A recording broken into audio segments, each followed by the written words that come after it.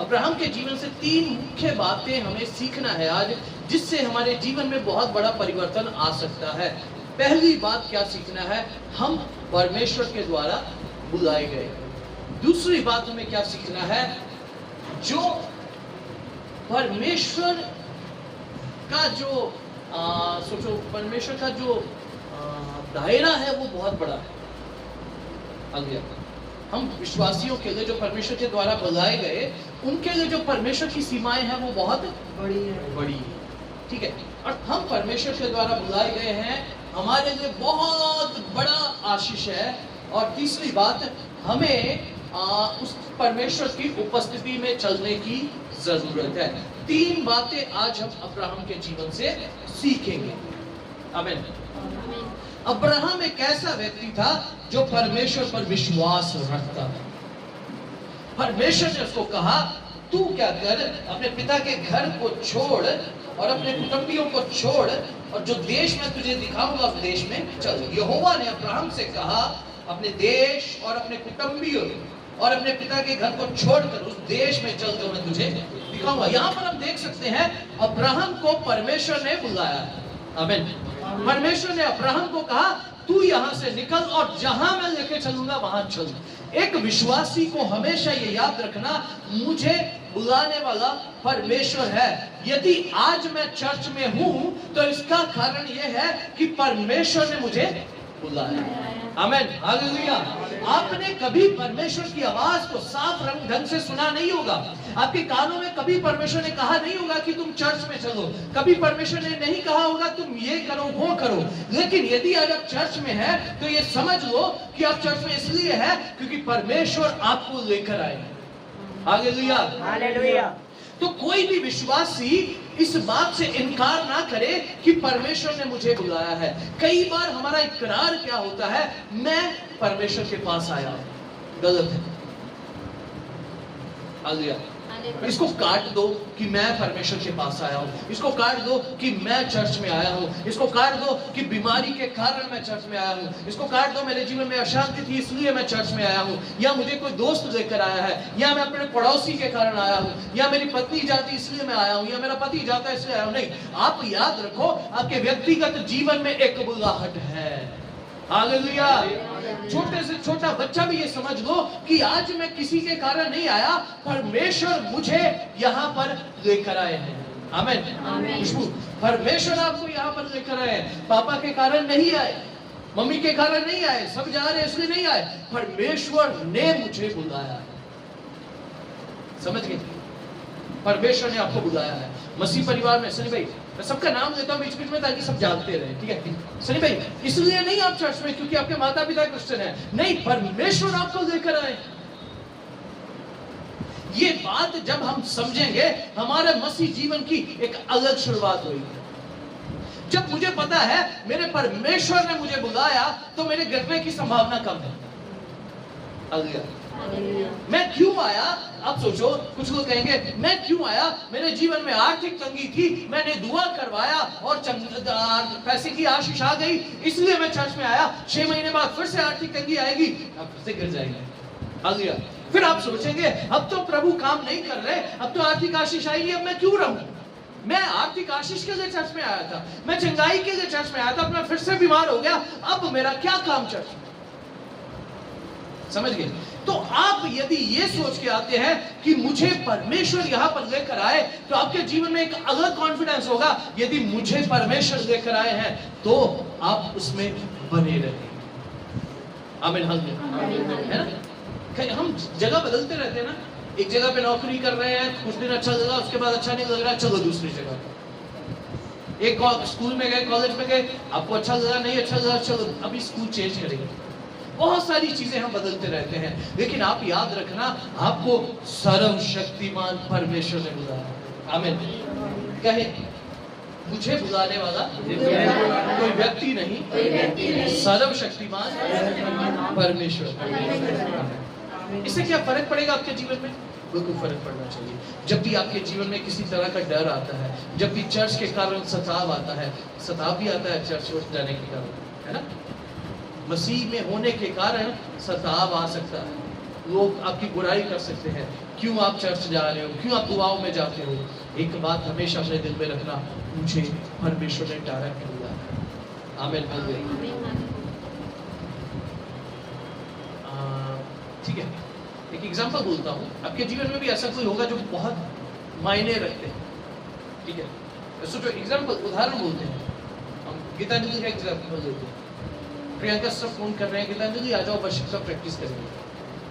गीतांजलि सोचती जाऊँ ना जाऊँ, रहने देती हूँ। भाभी ने भी फोन किया, थोड़ा सा और अधिकार आ गया, तो जाना ही पड़ेगा, ये तो पेपर है, कल तो छोड़ देता हूँ, लेकिन यदि मैं फोन करूंगा तो जाना ही पड़ेगा। होता है ना, मेरे साथ भी ऐसा होता है। कल भी मैं एक ऐसी मीटिंग में था, मैं जाने का मन नहीं था, लेकिन किसी ऐसे एक व्यक्ति ने फोन किया था कि मुझे जाना ही पड़ा। आपको परमेश्वर ने बुलाया है तो आप उसको इनकार नहीं कर सकते। परमेश्वर ने मुझे बुलाया है, परमेश्वर ने कहा चर्च जाना है, परमेश्वर ने कहा वचन पढ़ना है, परमेश्वर ने कहा दुआ करना है, परमेश्वर ने कहा आराधना करना है, परमेश्वर ने कहा पाप नहीं करना, परमेश्वर ने कहा है दान देना है, परमेश्वर ने कहा दशमांश देना है, परमेश्वर ने कहा है दूसरों से प्रेम करना है। जब परमेश्वर ने कहा है, आप उसको इनकार नहीं करेंगे। मुझे विश्वास है हम इनकार नहीं कर पाएंगे। बहुत बार हम परमेश्वर से कनेक्ट नहीं हो पाते। हम सोचते हैं ये तो पास्टर सिखा रहे हैं, पास्टर ने आज ये सिखाया, कई बार हम उसको नहीं करते, लेकिन यदि परमेश्वर कहता है तो हम उसको जरूर करेंगे। तो याद रखें, आपको परमेश्वर ने बुलाया है, किसी मनुष्य ने नहीं बुलाया। और जब परमेश्वर ने बुलाया है तो क्या होता है? दूसरी बात क्या है जो हमें सीखनी है? 15 है,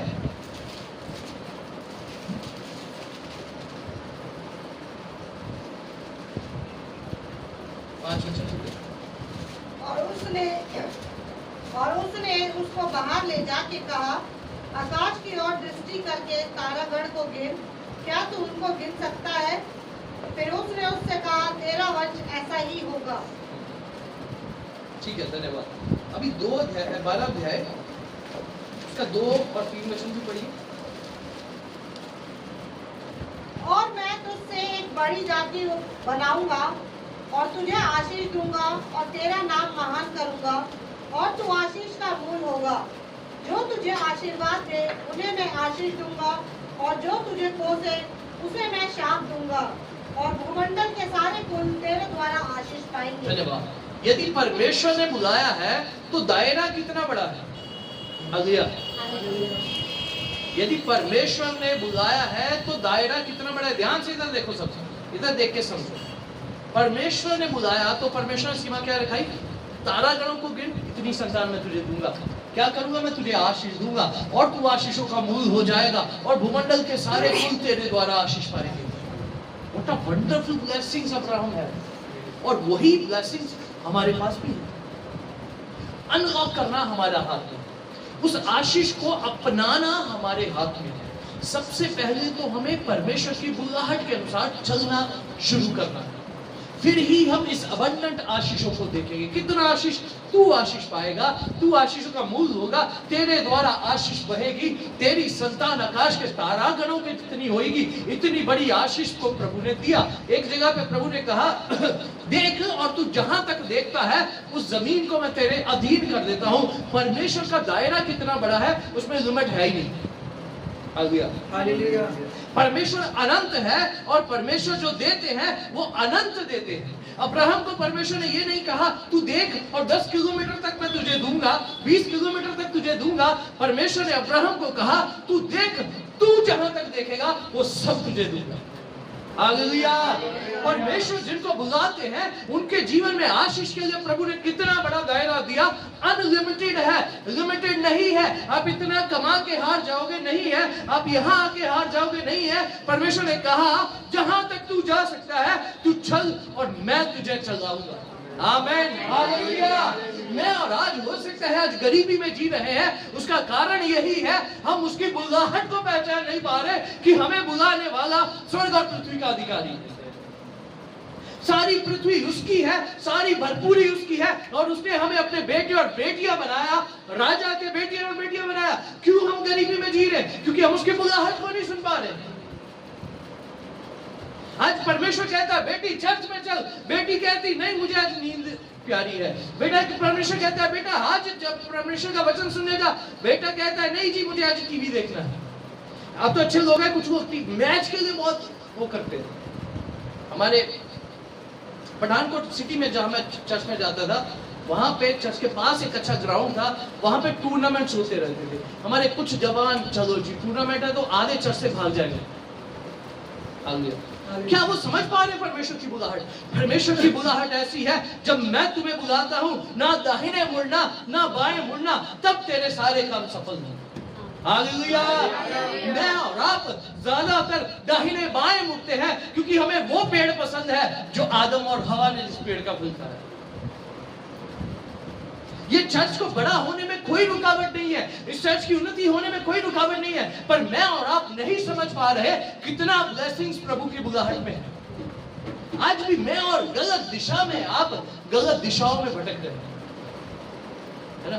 तो हमें ये समझना परमेश्वर ने हमें बुलाया है, मुझे ना दाहिने मुड़ना ना बाएं मुड़ना, मुझे उसके वचन के अनुसार सीधा चलना है।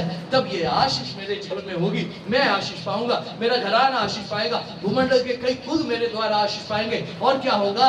और मेरी आशीषें जो है वो बहेंगी, है ना? इतना दिन बहन ने गवाही दिया, लोगों को पता चल रहा है अब इनके घर में तो भैया कुछ खास हो रहा है। उस समय गवाही देने का समय होता है। क्या गवाही दिया आपने? पता नहीं। गवाही देने का समय होता है। जब पूछा कि हाँ क्या शादी है, क्या इतना सामान खरीद रहे? नहीं, हमारा परमेश्वर की दया हम पर हो गई है, ऐसा वो दया कर दिया, देखो इसीलिए ये सब चीजें आ रही है, पहले दया नहीं थी। तो वो पूछेंगे आपने क्या काम किया दया जो आप पर हो गई? हमने ये काम किया कि हम उसकी इच्छा के अनुसार चले। हाथ रखने से नहीं होगा कुछ, एक बार हो जाएगा, दो बार हो जाएगा, हमेशा नहीं होगा। लेकिन किससे होगा? उसके वचन के अनुसार चलने से। सो अब्राहम को परमेश्वर ने कहा, परमेश्वर ने कहा मैं तेरे दायरे को इतना बढ़ाऊंगा, भूमंडल के सारे कुल तेरे द्वारा आशीष पाएंगे। और सच में ऐसा ही।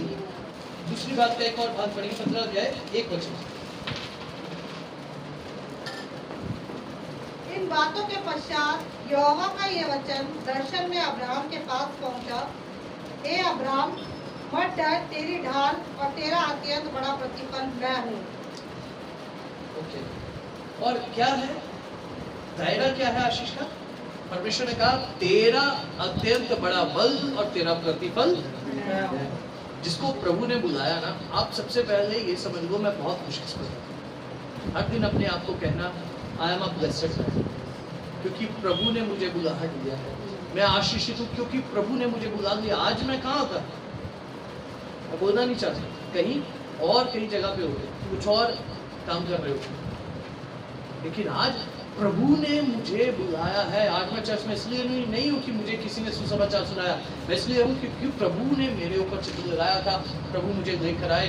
इस बात के लिए हमेशा प्रभु का धन्यवाद करना। और प्रभु ने आशीष कितना दिया? बेटा जितना तू कर सकता है कर। अब्राहम को परमेश्वर ने क्या कहा?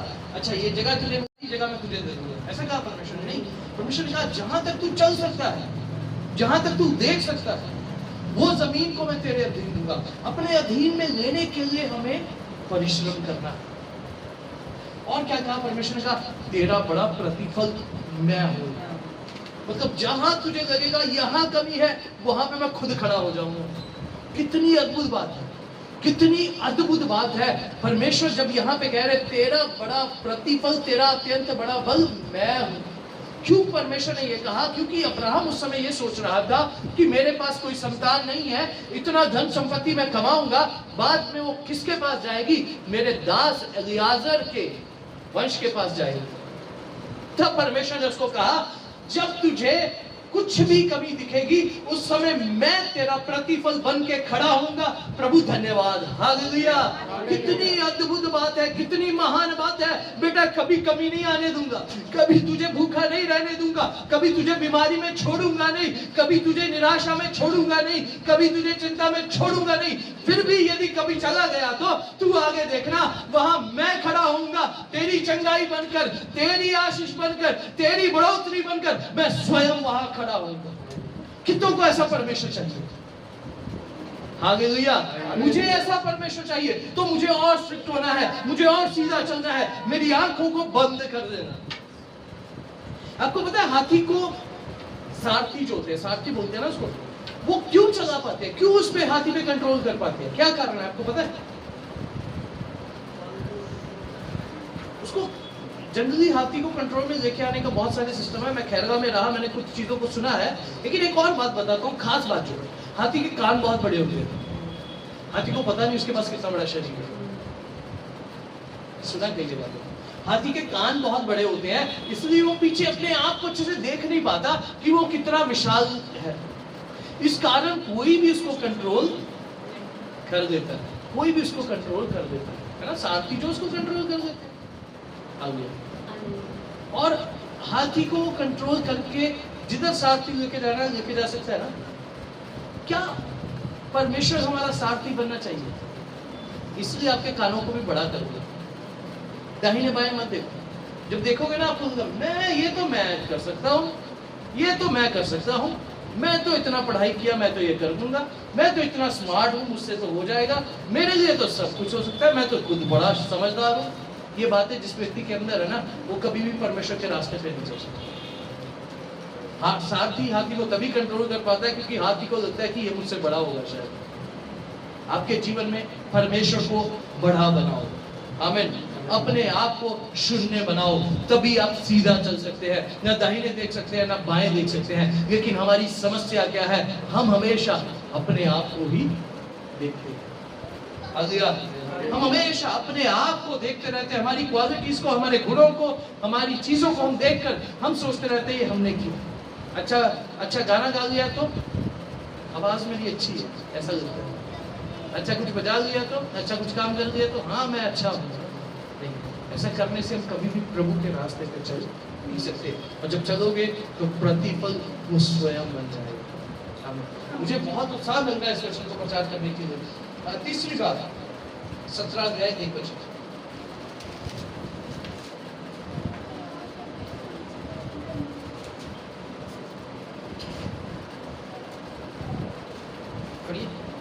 जब अब्राहम 99 वर्ष का हो गया, तब यहोवा ने उसको दर्शन देकर कहा, मैं सर्वशक्तिमान ईश्वर हूँ, मेरी उपस्थिति में चल और सिद्ध होता जा।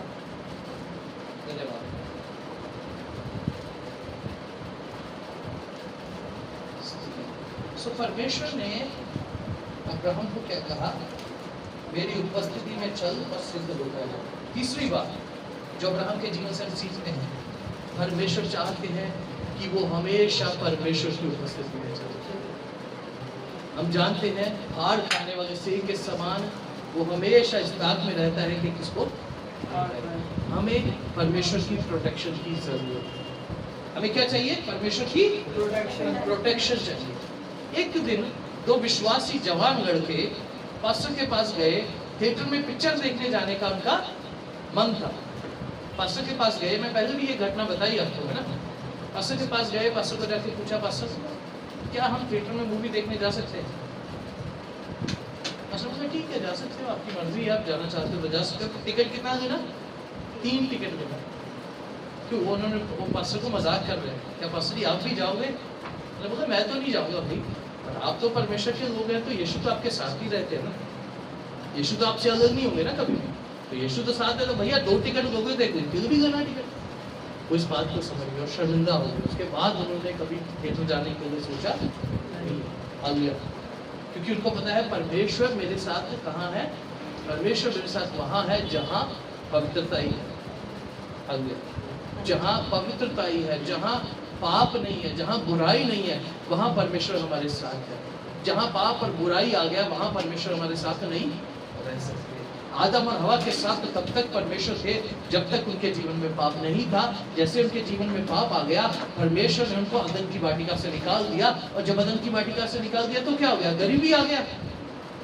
अदन की वाटिका के निकलने के बाद गरीबी आ गया। अदन की वाटिका से निकलने के बाद बीमारी भी आएगा। अदन की वाटिका से निकलने के बाद दुख भी आएगा, निराशा भी आएगी, चिंता भी आएगी। जब अदन की वाटिका में है तो ये सारी प्रॉब्लम्स नहीं आएगी। फिर भी प्रभु कहते हैं यदि आ जाएंगे तो मैं तुम्हारा प्रतिफल बन जाऊंगा। तो मेरे और आपके जीवन में हमें ये बात समझना है, हमें उन रास्तों पे कभी चलना नहीं, हमें उन मार्गों पे कभी चलना नहीं जो हमें पता है पाप में है। कौन खींचेगा? मैं तो नहीं खींचूंगा भाई, आप भी नहीं खींचना। जो वचन में लिखा है, जो जानबूझ के पाप करे उसके लिए कौन दोबारा क्रूस पे चढ़ेगा? हम बार बार यीशु को क्रूस पे चढ़ाते हैं। हम सब जो यहाँ पर बैठे हैं कम से कम 1-1.5 साल पुराने विश्वासी हैं और आपको इतना समझ जरूर मिल गया है पाप क्या है और धार्मिकता क्या है। यदि फिर हम बार बार पाप करें तो उसके लिए कौन सा बलिदान बाकी है? क्या आपके जीवन में, यदि हम पाप में जीवन जी रहे हैं, क्या हम अपने जीवन में उद्धार पाएंगे, आशीष पाएंगे? नहीं पा सकते। हम कभी आशीष नहीं पा सकते। हम जानबूझ के पाप करते हैं, फिर से यीशु को क्रूस पर चढ़ाते, फिर से पाप करते, फिर से यीशु को क्रूस पर चढ़ाते। पतरस ने पूछा, कितनी बार माफ करूं? क्या 7 बार माफ करूं? यीशु ने कहा 7 बार नहीं, 7 के 70 गुना बार। इसका एक चेतावनी है, पता? यीशु ने ये नहीं कहा हमेशा माफ करते रहो, कहा नहीं, कहा हमेशा माफ करते रहो। यीशु ने नहीं कहा। आपके लिए, मेरे लिए चेतावनी है, एक समय आता है जब माफी बंद हो जाएगा, जब हमें माफी नहीं मिलेगा। इस संसार में भी हम दुख भोगेंगे और अनंत आग में भी जाएंगे। क्यों ना मुझे और आपको आज अपने मन बदलने की जरूरत है। क्यों ना हम प्रभु को कहें, हाँ प्रभु मैं आपकी उपस्थिति में चलूंगा, आपकी उपस्थिति में आने के लिए मुझे यीशु के लहू की जरूरत है। आदम ने उपस्थिति खो दिया, क्या हमारे पास था? नहीं, हमारे पास परमेश्वर का उपस्थिति नहीं था, क्योंकि आदम के पाप की वजह से हमने खो दिया। पर यीशु मसीह क्रूस पर मेरे और आपके लिए मारे हो गए। हमने अंगीकार किया कि आज के बाद हम पाप नहीं करेंगे। किया या नहीं किया? किया या नहीं किया? फिर क्या कर रहे हैं? फिर कैसे उस आशीष को पाएंगे? तो हम याद रखें, हमारे जीवन के अंदर हमें परमेश्वर की उपस्थिति में चलने की जरूरत है। जिस दिन मैं और आप परमेश्वर की उपस्थिति से निकल गए, उस दिन हमारे जीवन में प्रॉब्लम्स आना शुरू हो जाएगा। अब्राहम के जीवन में भी प्रॉब्लम आया। अब्राहम की एक पत्नी थी, उसका नाम क्या था? सारा था। परमेश्वर ने कहा था कि इसके द्वारा मैं तुझे संतान दूंगा। अब्राहम ने क्या किया? हाजिरा के पास गया, अपनी दासी के, अब्राहम की पत्नी की दासी के पास गया। अब्राहम की भी दासी नहीं है वो, अब्राहम की पत्नी की दासी है, सारा की दासी थी वो, उसके पास अब्राहम गए। अब्राहम की पत्नी सारा को यह लगता था अब कभी हालात नहीं बदलेंगे। अब्राहम की पत्नी सारा को लगता था अब हम कभी भी, हमारे परिवार में बदलाव नहीं आएगा। पर परमेश्वर का वायदा था कि मैं तुम्हें संतान दूंगा। परमेश्वर के समय का इंतजार करना सीखो। हालेलुया। आज शायद तंगी में होंगे, आज शायद परेशानी में होंगे, आज शायद आपको बेइज्जत किया जा रहा होगा, शायद आज आपकी निंदा हो रही होगी, लेकिन प्रभु का वायदे का इंतजार करना सीखो। अब्राहम ने, सारा ने इंतजार नहीं किया। उन्होंने सोचा हमारा घर कभी सुधरेगा नहीं, उन्होंने सोचा हमारा घर कभी सुधरेगा नहीं। कितना बड़ा नुकसान उनके जीवन में हुआ, कितने दुख की बात है, कितने शर्म की बात है, कितनी घटिया बात है जो सारा ने किया। खासकर सारा ने अब्राहम को मजबूर किया ये करने के लिए। उसके कारण, मैं क्यों कह रहा हूं दुख की बात है, घटिया बात है, उसके कारण आज भी संसार में लड़ाई झगड़े हो रहे। जो क्या बोल सकते हैं, अब्राहम कौन थी जिससे उसने संतान उत्पन्न किया? हाजिरा के जो संतान उत्पन्न हुआ है वो जाति है जो आज पूरे संसार में सबसे ज्यादा लड़ने वाली है। परमेश्वर ने उसको आशीष और श्राप दिया। परमेश्वर ने कहा तेरी संतान गधे के समान होगी, वो सबको दुगत्ती मारेगी, मतलब किक मारेगी, और सब लोग उसको मारेंगे और ये उसको मारेगी। लड़ाई झगड़े का कारण कौन हो गया? हाजिरा या फिर अब्राहम और सारा। प्रभु के लोग हैं, प्रभु के पीछे चलने वाले, प्रभु के वायदे पाए हुए। एक दिन प्रभु उनको बड़ी आशीष देने पे था, प्रभु ने एक आशीष को रख दिया था उनके लिए, वो मूर्ख बन गए। माफ करे प्रभु मुझे ये बात बोलने के लिए, कितनी बड़ी मूर्खता किया, कितनी बड़ा गलती किया, परमेश्वर के रास्ते से हट गए और ये गलत काम किया और सारी आशीषों को खराब कर दिया। मेरे और आपके जीवन में सब्र नहीं है ना, तो हम कभी आगे नहीं बढ़ते। तो क्या करना? हाजिरा ने और अब्राहम ने और सारा ने एक गलती किया, परमेश्वर की उपस्थिति से बाहर आ गए। दो बात अब्राहम भूल गया, परमेश्वर ने मुझे बुलाया है, भूल गया अब्राहम। उसको लगा नहीं मुझे करना पड़ेगा, अभी संतान नहीं है तो हमें जैसे सारा कहती है वैसे ही करना पड़ेगा। बहुत बार हम भूल जाते हैं, बहुत बार हम उसके अनुसार नहीं चलते। बहुत बार हम उससे पूछते नहीं, बहुत बार हम उसको समझते नहीं है और हमें लगता है अब हमें करना पड़ेगा। वही सबसे बड़ी गलती है। ना केवल अब्राहम ये भूल गया कि उसने मुझे बुलाया है, अब्राहम ये भी भूल गया कि उसने मुझे कहा मैं तुझे दूंगा, बड़ा देश तुझे दूंगा, बड़ी संतान तुझे दूंगा, ये भी वो भूल गया। यदि अब्राहम भूल गया तो मेरे और आपके जीवन में ये गलती कितनी बार हो सकती है। और मैं ये समझता हूं कि शायद अभी भी हो रही है। इसलिए ये 3 बातें आपको प्रतिदिन कन्फेस करने की जरूरत है, प्रतिदिन ये बोलने की घोषणा करने की जरूरत है, घोषणा करने की जरूरत है प्रतिदिन सुबह उठने के समय। चाहे प्रभु तेरे पास मैं इसलिए आया क्योंकि तूने मुझे बुलाया। प्रभु आपका व्यक्तिगत रिश्ता है मेरे साथ। प्रभु आप मेरा नाम जानते हैं। प्रभु आपने नाम लेकर मुझे ढूंढ लिया है। मैं खोई हुई भेड़ के समान था। कैसे था? खोई हुई भेड़ के समान था। प्रभु आपने मुझे ढूंढ लिया। शैतान तब डरता है। शैतान तब नहीं डरता जब आप कहते हैं मैं चर्च जा रहा हूं। शैतान तब डरता है जब आप कहते हो प्रभु मुझे चर्च लेके जा रहे हैं। क्योंकि जब आप कहते हैं मैं चर्च जा रहा हूं, शैतान कहेगा तू क्या है, तेरे को मैं 1 मिनट में बदल दूंगा। लेकिन जब आप कहते हैं प्रभु मुझे चर्च लेके जा रहा है, तब वो डरता है। उसको पता प्रभु को मैं बदल नहीं सकता। आपको विश्वास में लेकर आने वाला वो परमेश्वर है, याद रखना। और ये भी याद रखना, आज आपकी हालात कुछ भी है आपके जीवन में, कभी प्रभु के लोग हैं वही बात नहीं समझे। जो आज भी पाप में है वो उनके लिए नहीं है, उनको पहले अपने जीवन में सुधार करने की जरूरत है। जो पाप से आजाद हो चुके हैं, जिनका मन पाप करने के लिए नहीं है ना, अब समझ आया ना, है ना।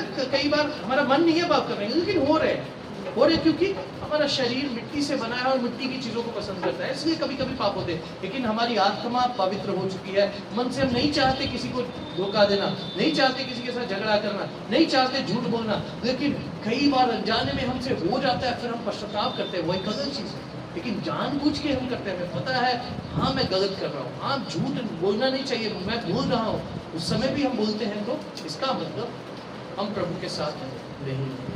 तो जो प्रभु के साथ नहीं है वो बर्तमई के समान शायद भीख तो पा सकता है, लेकिन पुत्रता का हक नहीं पा सकता। परमेश्वर का बेटा नहीं बन सकता। बेटा बनने के लिए उसके अनुसार चलना पड़ता है। उड़ाऊ पुत्र भी जब वापिस आ गया तो बेटे के अनुसार किया। उसने कहा जो कहेगा तो मैं करूंगा, है ना। कहा ना अपने खेतों में मुझे दास के समान रख लो। मैं आपसे आज ये विनती करना चाहता हूँ, ये 3 बातों को आपके जीवन